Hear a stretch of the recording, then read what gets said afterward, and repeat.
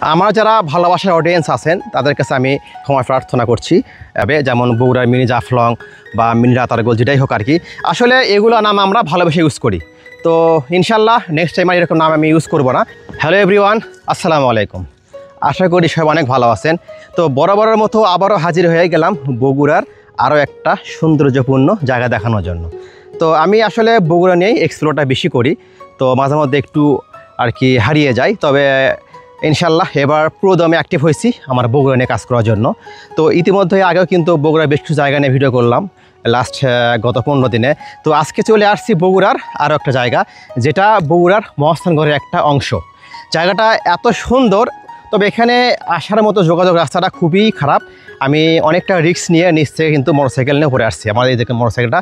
তবে এই গড়ের উপরে টিলার উপরে কখনোই আপনারা মোটরসাইকেল নিয়ে ওঠার চেষ্টা করবেন না, কারণ আমি অনেক কষ্টে এবং অনেক রিস্ক নিয়ে উঠেছি আর কি। যাই হোক আর কি, শুধুমাত্র আপনাদের সাথে এক্সপ্লোর করার জন্য।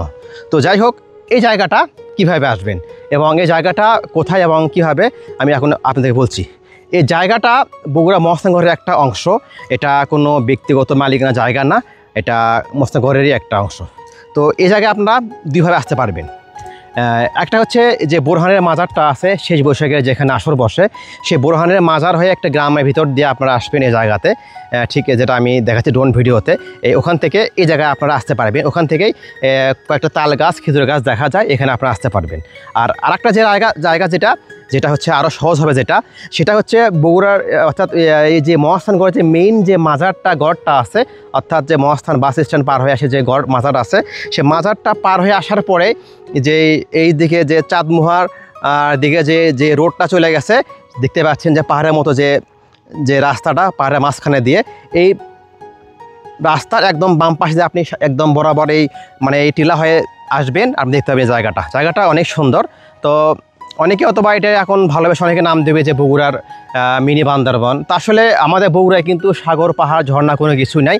তো অনেক কিছু ভালোবেসে আমরা কিন্তু এগুলো নাম দিয়ে দিই, মিনি জাফলং, মিনি বান্দরবন অনেক কিছু দিয়ে থাকি। তো যাই হোক, আমি আর ওই ধরনের নাম আর ইউজ করতেছি না। আমি মিনি বান্দরবন এটা ইউজ করার কোনো প্রয়োজন নেই, কারণ আমাদের এটা বগুড়া। যেটাই হোক, ইতিমধ্যে এর আগে হয়তো অনেক কিছু নাম দিয়েছি, এর জন্য আমি আমার যারা অডিয়েন্স আছে আমি ক্ষমা প্রার্থনা করছি। তো আমাদের বগুড়াকে আমরা বগুড়ার নাম দিয়ে রিপ্রেজেন্ট করব। আর কখনোই আমি এই ধরনের নাম ইউজ করব না। এটা দেখতে পাহাড়ের মতোই, এটা মোটামুটি আমার মনে হয় নিচ থেকে এটার উচ্চতা হবে 80 ফিটের উপরে, এতটা উঁচু এটা। যারা এখানে আসবেন আপনারা নিজ দায়িত্বে এখানকার যে পরিবেশটা বজায় রাখা এটা করবেন, কোনো প্রকার নোংরা আবর্জনা ফেলবেন না, কারণ পুরো জায়গাটা একদম পরিষ্কার, একদম পরিচ্ছন্ন। আর সবচেয়ে যে বড় বিষয়টা এখানে নিরাপত্তা, সেফটি। এটা কিন্তু এতটাই উঁচু এবং চারপাশে কিন্তু ঢালু, যে কোনো সময় পারে গেলে কিন্তু পা পিছলে নিচে পড়তে পারেন, অতএব পরে কিন্তু আবার আমাকে দোষারোপ করবেন না। যারাই আসবেন নিজে নিরাপত্তা নিয়ে এখানে চলাফেরা করবেন, উপরে উঠবেন, নামবেন। তো আবারও বলছি, অবশ্যই আপনারা এই জায়গার পরিষ্কার পরিচ্ছন্নতা বজায় রাখবেন। বর্তমানে কিন্তু এটা একদম পরিষ্কার, একদম পরিচ্ছন্ন। তো ঠিক আছে, এই ছিল আজকের ভিডিওটা। আর যদি আপনারা এখানে আসতে চান আমি আপনাকে বিস্তারিত জানিয়ে দেবো।